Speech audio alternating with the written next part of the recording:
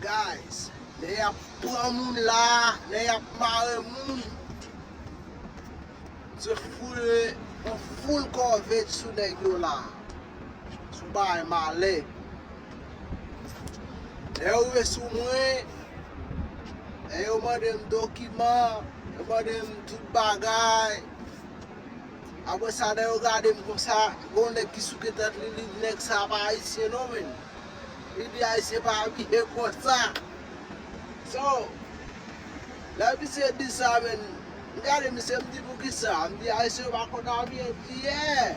Me di ay di se an Amerike ou abye la, haisyen pa kon ou abye man sa se abye man Amerike ou no. Me di mi se abye nan stil Amerike nek sa vara haisyen. Mem si ou ta wè la haisyen, so haisyen Ameriken liye, kite nèg la kiet men, ou pa pan nèg la wan samdou. So, yo kite m ne yane men, yo pa men cheke de ba ankon. Ay di ke, ay yo se kon sa remese, but I don't have a tino no. So, nou wè nèk den la ya mese, den la biye Amerike mese, la pa lè di se Ameriken liye, ok?